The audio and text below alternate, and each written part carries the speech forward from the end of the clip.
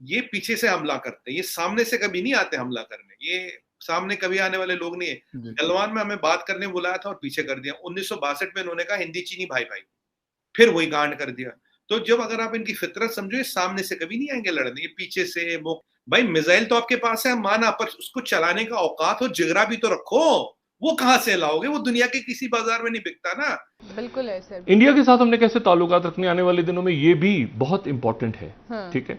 और जाहिर है कि कोई भी जंग इस वक्त नहीं चाहता, कोई भी जंग नहीं चाहता, कोई भारत ने पूर्वी लद्दाख में सीमा के पास लड़ाकू विमान उड़ाने को लेकर चीन को सख्त चेतावनी दी है। भारत ने चीन से अपने लड़ाकू विमानों को लद्दाख सीमा से दूर रखने को कहा है।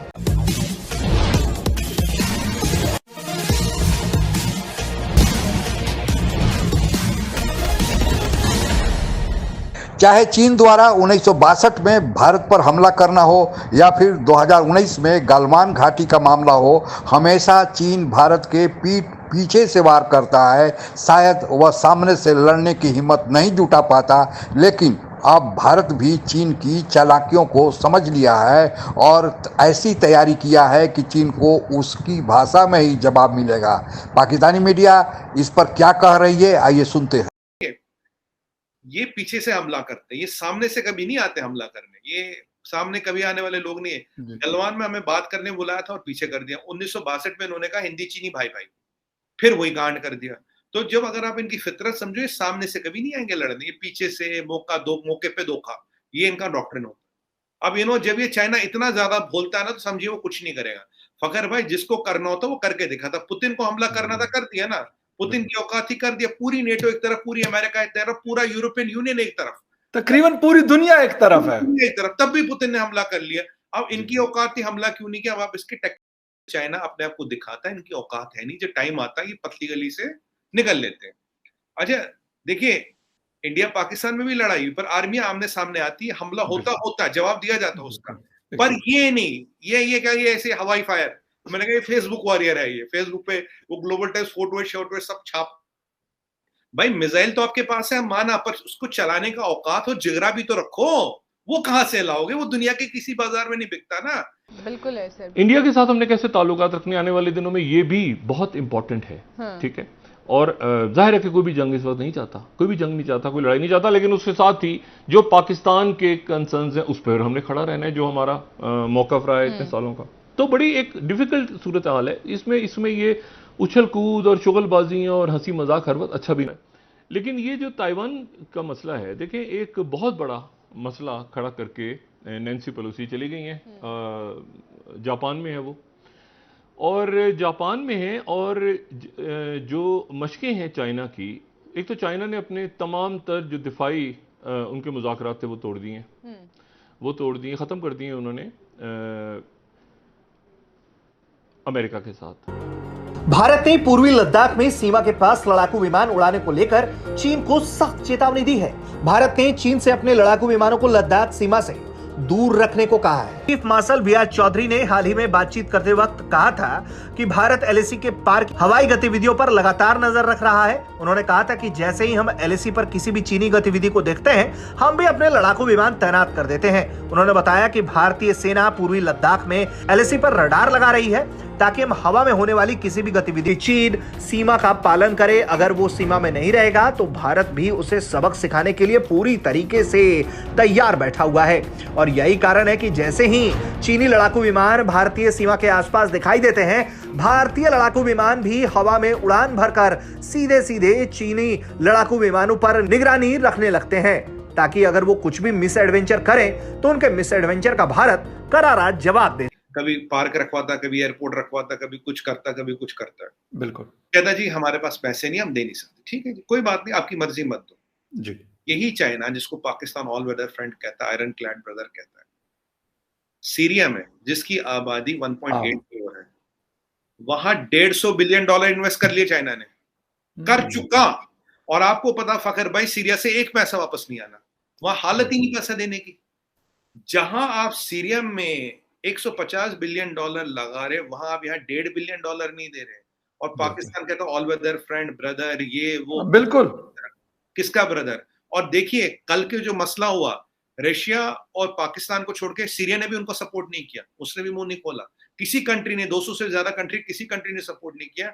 अब मैं यहाँ सवाल ये पूछूंगा, अगर वहां $150 बिलियन देने को, तो यहाँ $2 बिलियन देने को क्यों नहीं है? और दूसरी, बैलिस्टिक मिसाइल वो कह रहे हैं गिरे हैं। अब ये उस वक्त गिरे हैं जब वहां पर नैन्सी पेलोसी मौजूद थी जी।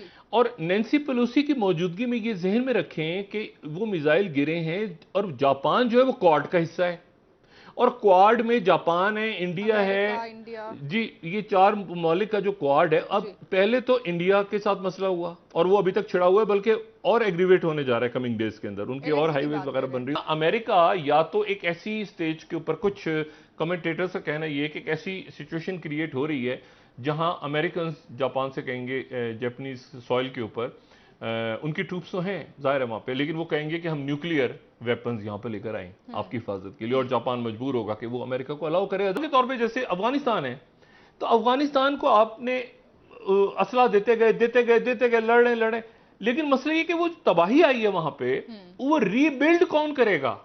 उनकी अरसर नौ वहां पर जो स्कूल खुलने हैं, सड़कें खुलनी हैं, उनके नॉर्मल जिंदगियां वापस आनी है, तो वो कैसे आएंगी? या सीरिया में कैसे आएंगी, या लीबिया में?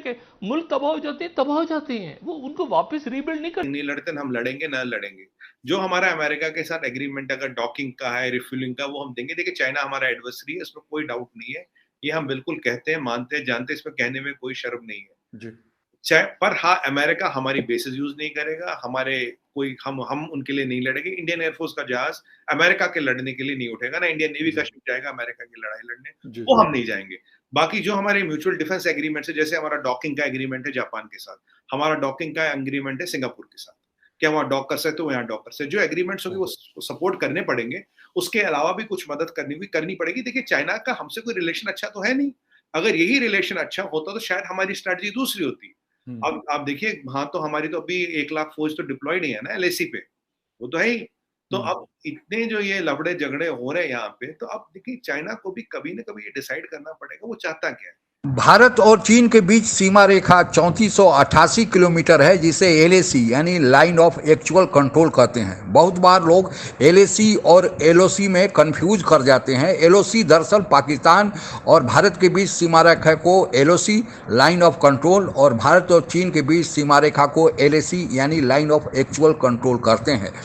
भारत और तिब्बत के बीच जो सीमा रेखा है उसे मैकमोहन लाइन कहते हैं। हालांकि अब उस तिब्बत को भी चीन ने अपने में हजम कर लिया है, यानी उसे अपने शासन के अंतर्गत ला दिया है। हालांकि वहाँ के जो धार्मिक गुरु हैं दलाई लामा, वे भागकर आकर भारत के धर्मशाला में शरण लिए हुए हैं, और यह भी चीन को खटकता है कि आखिर क्यों दलाई लामा को भारत ने अपने यहाँ शरण दे रखा है। हालांकि अभी भारत ने वहाँ लद्दाख में दलाई लामा को पिछले महीने विजिट कराया था, उससे चीन की भौहें ज़्यादा तनी हुई है, और भारत चाहता है कि चीन यह समझ ले कि अब भारत झुकने वाला नहीं है, क्योंकि भारत के साथ 2 सीधे जंग, एक 1962 में भारत अभी तैयार नहीं था, क्योंकि 1947 में भारत स्वतंत्र हुआ था और भारत अपने विकास के मार्ग पर चल रहा था। हम अपने को समेट रहे थे कि कैसे हमारी जो बिखरी बंटवारे के बाद जो हमारा बिखरा हुआ व्यवस्था है उसे समेटा जाए और आगे की ओर बढ़ा जाए। और चीन के साथ भारत ने एक अच्छा समझौता भी किया था, हिंदी चीनी भाई भाई और पंचशील, लेकिन 1962 में भारत के कमजोरी का फायदा उठाते हुए चीन ने हमला कर दिया और अक्साई चीन वाला इलाका जो भारत का भूभाग था उसे अपने कब्जे में ले लिया है, जो आज तक कब्जा में बना हुआ है, और यह भारत के हमेशा इतिहास में एक नासूर बनकर चुभता रहेगा जब तक भारत पलटवार करके उससे वापस न ले।